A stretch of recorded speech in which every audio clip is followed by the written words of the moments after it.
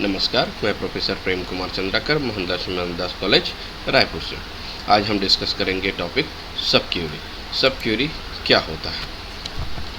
तो सबसे पहले हम देखते हैं कि सब क्यूरी एक जो क्यूरी परफॉर्म की जाती है, मेन क्यूरी, उसके इनसाइड में जब हम एक अतिरिक्त और क्यूरी को ब्रैकेट के अंदर जब लिख देते हैं तो उसे हम सब क्यूरी कहते हैं।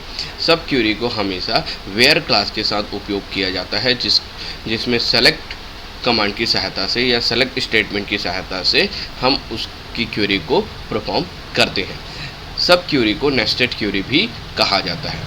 एक मेन क्यूरी, जिसे हम मेन क्यूरी का आउटर क्यूरी के नाम से जानते हैं, उस आउटर क्यूरी के वेयर क्लॉज के अंदर, वेयर कंडीशन के अंदर, वेयर क्लॉज के अंदर कंडीशन के जगह पर एक नया क्यूरी को लिखना, और वो जो नया क्यूरी होता है यानी कि इनर जो क्यूरी होगा वह क्या कहलाएगा? सब क्यूरी कहलाएगा।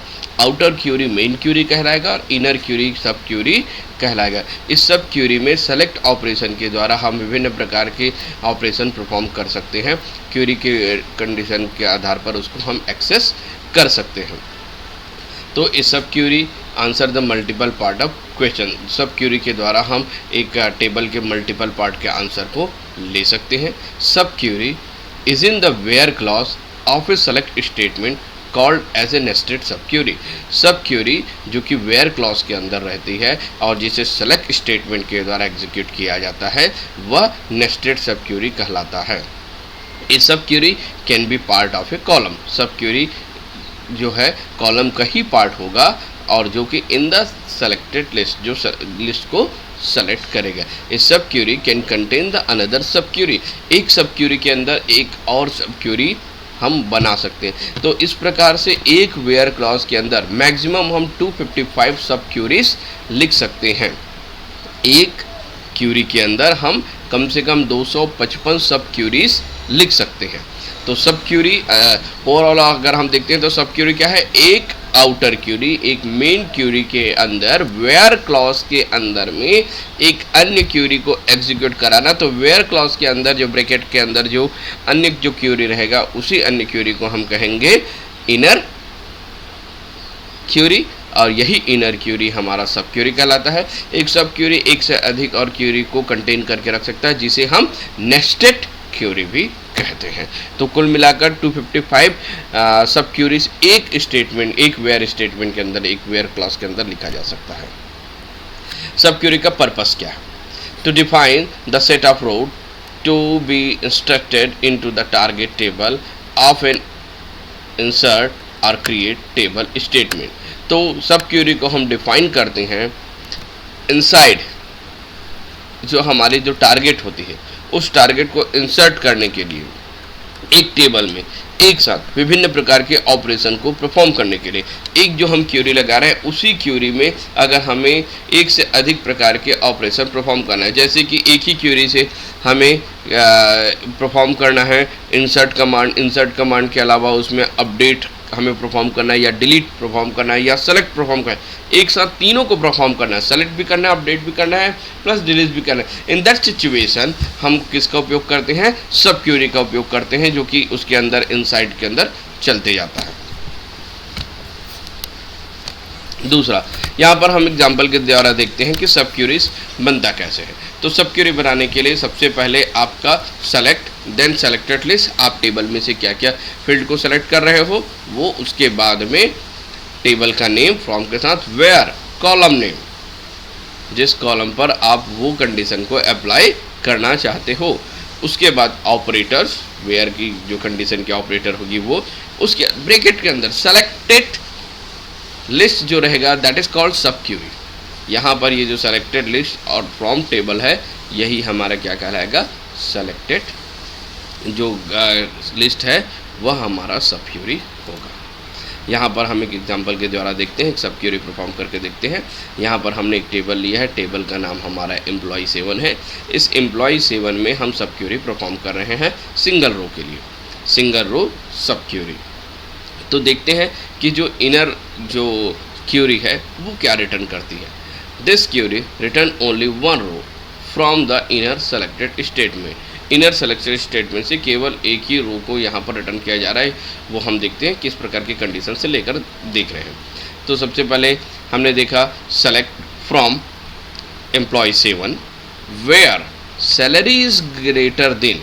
अब देखिए यहाँ पर हमने एम्प्लॉय टेबल से सैलरी सेलेक्ट कर रहे हैं, एम्प्लॉय टेबल से हम क्या सेलेक्ट कर रहे हैं, सैलरी सेलेक्ट कर रहे हैं। बट सैलरी सेलेक्ट करते समय हमें जो कंडीशन लगाना था उस कंडीशन की जगह हम पूरा का पूरा एक नया क्यूरी उसके अंदर लिख रहे हैं, यानी सब क्यूरी हम लिख रहे हैं। अदरवाइज नॉर्मल अगर मान लो जाए हमारा ये क्यूरी स्टेटमेंट होता है तो डायरेक्ट हम लिख देते select star from employ 7 where salary is greater than 12,000 where salary is less than 10,000। तो हमें अगर ग्रेटर देन 12,000 तो वो एम्प्लॉय मिल जाते हैं जिनकी सैलरी 12,000 से अत्यधिक है, लेस देन करते तो वो जो हमारे पास 10,000 से जिनकी सैलरी कम है। इस प्रकार के डायरेक्ट हम कंडीशन लगा सकते हैं, लेकिन नहीं, अगर डायरेक्ट कंडीशन ना लगा के उसके पर्टिकुलर किसी रो के हिसाब से हमें अप्लाई करना है तो उसके लिए हम सब क्यूरी परफॉर्म कर सकते हैं। जैसे कि यहाँ पर देखिए हमने सेलेक्ट किया है select salary from employ 7 where the EID equal to 103। तो यहाँ पर हम उस एम्प्लॉय को सेलेक्ट कर रहे हैं जिसकी उस एम्प्लॉय की सैलरी सेलेक्ट कर रहे हैं जिसकी ID 103 है। अब यहाँ से हमें एक रिजल्ट प्राप्त होगा उस एम्प्लॉय की सैलरी जिसकी ID 103 था। तो हमारा कंडीशन क्या लगा था कि हमें उन एम्प्लॉयों की सैलरी निकालनी है जिनकी सैलरी एम्प्लॉय नंबर 103 से अत्यधिक है। हम डायरेक्ट क्यूरी परफॉर्म नहीं कर पाते ऐसे में कि salary is greater then EID 103, ऐसा अप्लाई नहीं हो सकता है। इसके लिए हमें सब क्यूरी लिखना पड़ा। सब क्यूरी में हम उस एम्प्लॉय को सेलेक्ट किए जिसकी EID कौन सा है 103 और उसकी सैलरी को हमने सेलेक्ट कर लिया। अब कंडीशन लग गया, सपोज दैट EID नाम का जो EID 103 नाम का जो एम्प्लॉय है उसकी सैलरी मान लो जाए कितना था, सपोज दैट 10,000 था। अब हमें उस एम्प्लॉयों को फाइंड आउट करना है जिनकी सैलरी 10,000 से अत्यधिक है। तो हमारे पास रिजल्ट में वो एम्प्लॉय आए, एम्प्लॉय नंबर 101 और एम्प्लॉय नंबर 104, जिसकी जो सैलरी है वो एम्प्लॉय नंबर 103 से अत्यधिक है। तो इस प्रकार से ये सिंगल रो के लिए, इस प्रकार मल्टी रो के लिए भी हम इसको अप्लाई कर सकते हैं। इसी प्रकार एक और एग्जांपल हम देखते हैं। यहाँ पर हम सेलेक्ट कर रहे हैं एम्प्लॉय ID नेम, उसका date of joining from employ 7। Employ 7 से हम उसको सेलेक्ट कर रहे हैं। कौन कौन सा चीज़, फील्ड, एम्प्लॉय का ID, एम्प्लॉय का नेम और उसके डेजिग्नेशन हम सेलेक्ट कर रहे हैं। कौन सी टेबल से, एम्प्लॉय 7 टेबल से। वेयर, अब वेयर क्लॉज के अंदर कंडीशन लगा है date of joining is greater than, जिसकी date of joining greater than है। अब कंडीशन के अंदर फिर से हम क्या दे रहे हैं, एक सब क्यूरी दे रहे हैं select date of joining from employ 7 where E name is Sivesh. हमें उस एम्प्लॉय को सेलेक्ट करना है जिसका नाम सीवेश है और उसका क्या चीज़ सेलेक्ट करना है, डेट ऑफ ज्वाइनिंग। तो सीवेश नाम के एम्प्लॉय का हमें क्या मिल जाएगा, डेट ऑफ ज्वाइनिंग यहाँ से मिल जाएगा। अब इसकी डेट ऑफ ज्वाइनिंग से हमें क्या निकालना है कि उन एम्प्लॉय का जिनका डेट ऑफ ज्वाइनिंग उससे पहले का है, यानी कि उन एम्प्लॉय का डिटेल हमें मिल जाएगा जो सीवेश से पहले इस कंपनी को ज्वाइन किया था। तो ये सारे वो एम्प्लॉय है जिनकी डेट ऑफ ज्वाइनिंग सीवेश से पहले का है, यानी कि ग्रेटर देन है। अब एक और एग्जांपल देखते हैं जहां पर हमने सेलेक्ट एम्प्लॉय ID, एम्प्लॉय का नेम, सैलरी कहां से ले रहे हैं, एम्प्लॉय 7 टेबल से। वेयर सैलरी, अब यहां पर वेयर क्लॉज के अंदर कंडीशन के साथ फिर से हमने एक सब क्यूरी अप्लाई किया जिसमें लिखा है select average salary from employ 7। Employees table का एवरेज सैलरी हमें सेलेक्ट करना है। तो यहाँ से इस सब क्यूरी से हमें क्या मिल जाएगा, एम्प्लॉय टेबल का एवरेज सैलरी। अब हमें उन लोगों का निकालना है, उन एम्प्लॉयों का सैलरी निकालना है जिनकी सैलरी एवरेज सैलरी से अत्यधिक है। तो ये वो एम्प्लॉय आया आउटपुट में जिनकी सैलरी एवरेज सैलरी से ज़्यादा है।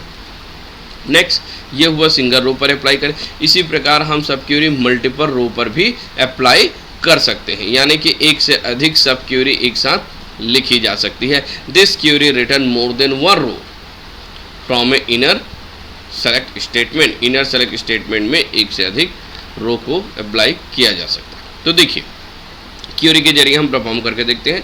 सबसे पहले हमने लिया सेलेक्ट ईआईडी, एम्प्लॉय का आईडी, एम्प्लॉय का नेम, एम्प्लॉय का डेजिग्नेशन और एम्प्लॉय की सैलरी। कौन सी टेबल से? एम्प्लॉय 7 टेबल से। वेयर सैलरी के साथ हमने कंडीशन लगा दिया, any select salary from employ 7 where salary is less than 15,000 and, ये तो एक रो पर अप्लाई हुआ, कौन सा? सैलरी रो पर। अब दूसरा अप्लाई हो रहा है and designation is not equal to engineer. हमें उस एम्प्लॉयों की सैलरी निकालनी है जिनकी सैलरी 15,000 से कम हो, साथ ही साथ वो क्या ना हो? इंजीनियर ना हो। तो यहाँ पर हमने सब क्यूरी 2 रो पर अप्लाई किया, फर्स्ट रो सैलरी और सेकेंड रो डेजिग्नेशन पर। तो हमें वो एम्प्लॉय प्राप्त होंगे जिन एम्प्लॉयों की सैलरी 15,000 से कम भी है, प्लस वो एम्प्लॉय इंजीनियर ना हो, यानी कि 2 कंडीशन, 15,000 से कम प्लस इंजीनियर का ना होना। तो यहाँ से वो एम्प्लॉय हमें का आउटपुट मिला कहाँ से? अब वो एम्प्लॉय मिलने के बाद अब हमें ओवरऑल आउटर क्यूरी क्या बोल रहा है? Less than salary. अब ये जो एम्प्लॉय मिले, इन एम्प्लॉय से उनकी सैलरी और कम होनी चाहिए। एम्प्लॉय पहला तो यहाँ पर सब क्यूरी के अंदर क्या मिला? वो एम्प्लॉय जिनकी सैलरी 15,000 से कम हो और जिनका डेजिग्नेशन क्या हो? इंजीनियर ना हो। अब वह जब सेलेक्ट हो गया तो उसके साथ आउटर क्यूरी के साथ अब वो कंपेयर होगा। आउटर क्यूरी क्या बोल रहा है कि हमें उस एम्प्लॉय को सेलेक्ट करना है जिसकी सैलरी लेस देन हो सब क्यूरी के अंदर जो रिजल्ट आया उससे। तो सब क्यूरी के अंदर अगर मान लीजिए जो रिजल्ट आया उस रिजल्ट से कंपेयर किए, कंपेयर करने के बाद वो एम्प्लॉय हमें मिल गए जो इस कंडीशन को सेटिस्फाइड कर रहा है। मल्टीपल कॉलम रो सब क्यूरी हम सिंगल रो पर भी अप्लाई कर सकते हैं, मल्टी रो पर भी अप्लाई कर सकते हैं। इस प्रकार से मल्टीपल कॉलम रो पर भी सब क्यूरी को अप्लाई कर सकते हैं। फॉर एग्जांपल यहाँ पर हम ले रहे हैं, सेलेक्ट कर रहे हैं एम्प्लॉय आईडी, एम्प्लॉय का नेम, डेजिग्नेशन, सैलरी। कौन से टेबल से? एम्प्लॉय टेबल से। Where employ ID and salary, where employ ID and salary इन।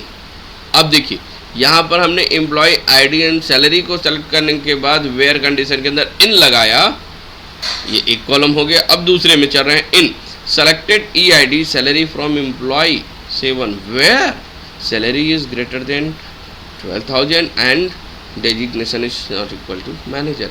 हमें उसे ढूंढना है जिसकी सैलरी 12,000 से ज़्यादा हो और वो मैनेजर ना हो। अब ये जब सेलेक्ट हो गया तो वो किसके अंदर? उसके अंदर का एम्प्लॉय आईडी और सैलरी। तो यहाँ पर हमें वो एम्प्लॉय का कंडीशन मिला या वो एम्प्लॉय हमें रिजल्ट के रूप में मिला जो ना ही मैनेजर है और ना ही जिनकी सैलरी 12,000 से कम है।